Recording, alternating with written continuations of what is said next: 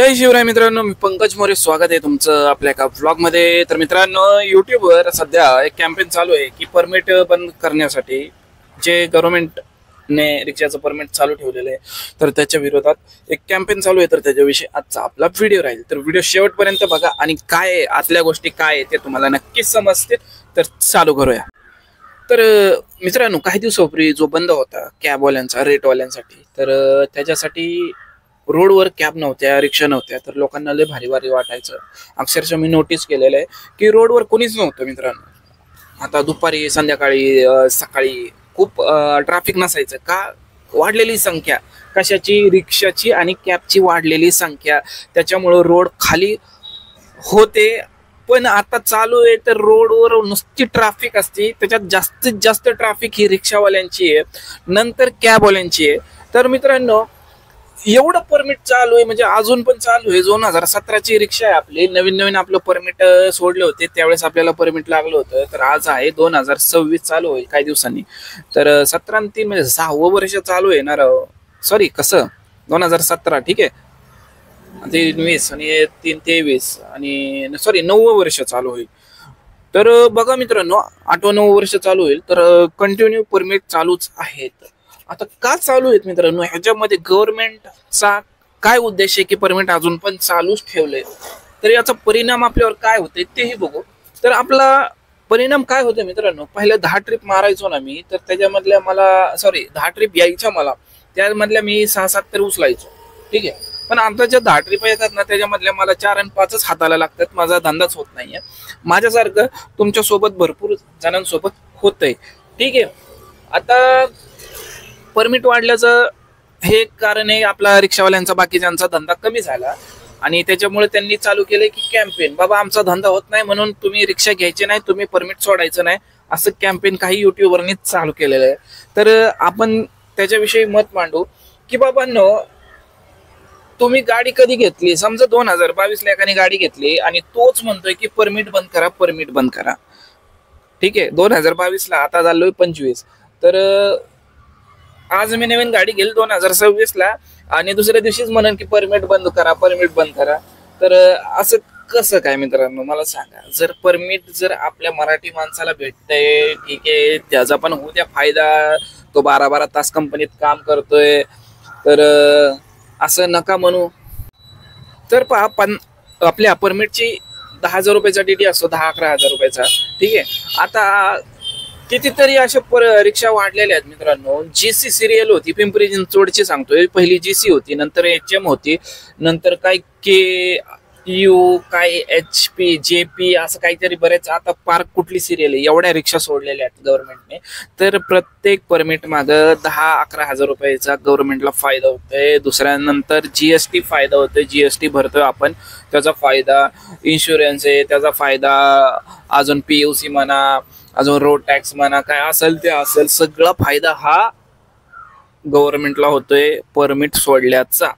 आता अशा किती गाड्या आहेत आणि किती जणांचा फायदा गव्हर्नमेंटला होतोय. नुसतं पैसे भेटतात ते गव्हर्नमेंटला. तर हे एक रिझन आहे की गव्हर्नमेंट परमिट बंद करायच्या नादी लागत नाहीये. जर परमिट आज बंद केलं तर भरपूर पैसे जे आहेत ते येतात रिक्षा चालकामार्फत, ते गव्हर्नमेंट म्हणजे बंद होईल. त्याच्यामुळे एक गव्हर्नमेंट बंद करत नाहीये. दुसरं म्हणजे तुम्हाला सांगतो की गव्हर्नमेंट प्रत्येक ठिकाणी बस चालू करू शकत नाही. गल्लीबोळात आपण कसं जातो, रिक्षावाले गल्लीबोळात जातो, कस्टमरला घेऊन येतो आणि कस्टमरला एका ठिकाणी दुसऱ्या ठिकाणी पोहोचवतो. जिथं बस जात नाही, जिथं मेट्रो जात नाही, तिथं आपण रिक्षावाले कामाला येतो गव्हर्नमेंटच्या, ठीक आहे. म्हणजे ट्रान्सपोर्ट जे गव्हर्नमेंटला लाखो रुपये खर्च करावे लागतात, त्याच्यापेक्षा उलट रिक्षावाल्यांना परमिट देऊन उलट रिक्षावालेच गव्हर्नमेंटला पैसे देणार अजून. तर कुणी सांगितलं? गव्हर्नमेंट म्हणतंय की राहू दे ना चालू, आपल्याला काय, आपल्याला पैसे भेटतात ना, भले रोडवर किती का ट्रॅफिक व्हायना, किती का लुटमार व्हायना. तर हा गव्हर्नमेंटचा विचार आहे. आणि तर गव्हर्नमेंट प्रत्येकाला काम देऊ शकत नाही. सरकारी नोकरी असू द्या, प्रायव्हेटमध्ये असू द्या, तर गव्हर्नमेंट रिक्षा परवाने सोडते, ठीक आहे. आणि त्याच्यामधून उत्पन्नाचा मार्ग एखाद्याला भेटतोय, त्याच्यामुळे एक गव्हर्नमेंट परमिट बंद करत नाहीये, महसूल भेटतोय त्याच्यामुळे गव्हर्नमेंट बंद करत नाहीये. वरतून तुम्हाला सांगतो, बजाज सारखी कंपनी, टीव्हीएस सारखी कंपनी, मोठ्या मोठ्याच्या कंपन्या आहेत, खूप जुन्या आहेत आणि त्यांचं मार्केटमध्ये खूप नाव आहे.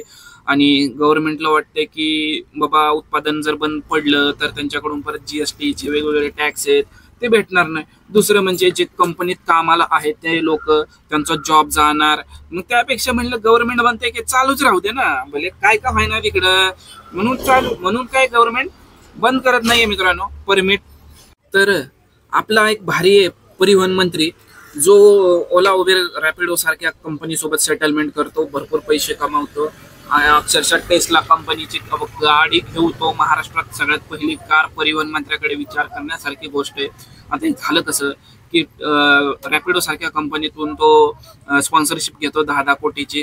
तर खूप सेटिंग लावतो आणि रिक्षावाल्यांचा विचार करत नाही. भले तो एका काळी रिक्षा चालक होता, आपला मुख्यमंत्री जो उपमुख्यमंत्री एकनाथ शिंदे तो पण रिक्षा चालक होता, पण त्यांना काही पडलेलं नाही. रिक्षावाल्यांचं परमिट चालू राहू दे आणि लोकांचा धंदा कमी होऊ दे.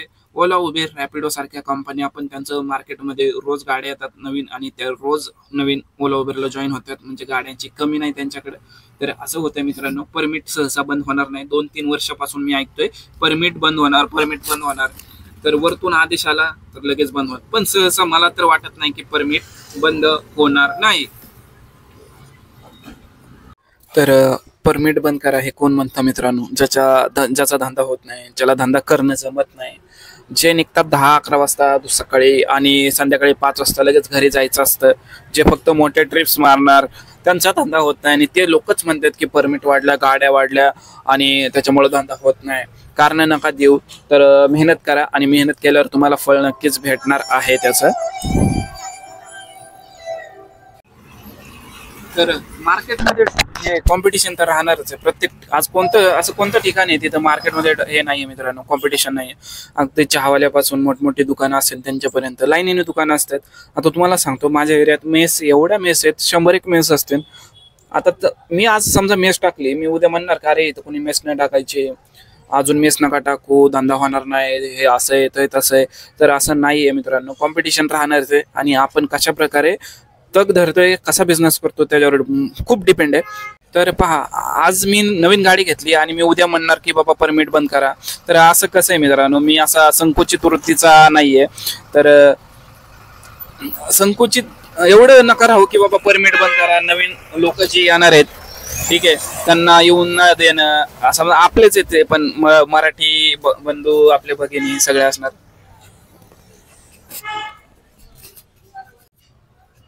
तर मित्रांनो, तुम्ही पण नवीन गाडी घेतलेली आहे, तुम्हाला पण परमिट लागलंय आणि त्याच्या अगोदर जर लोकांनी सांगितलं, म्हणलं असतं की बाबा परमिट बंद करा, तुम्हाला गाडी भेटली असती का? ठीक आहे.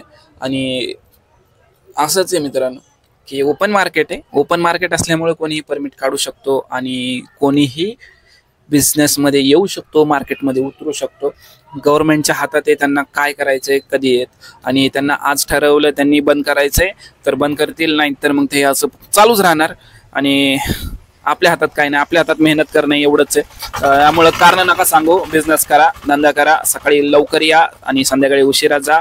12-12 तास गाडी चालवा, तेव्हा तुम्हाला धंदा होणारच आहे, काळ्या दगडावरची पांढरी रेषे. तर धन्यवाद मित्रांनो, इथपर्यंत आपला व्लॉग होता आणि हे फक्त माझं स्वतःचं मत आहे, इतरांवर मी लादणार नाही. आणि ठीक आहे, आवडला लाईक करा, शेअर करा, सबस्क्राईब करा. धन्यवाद. जय महाराष्ट्र.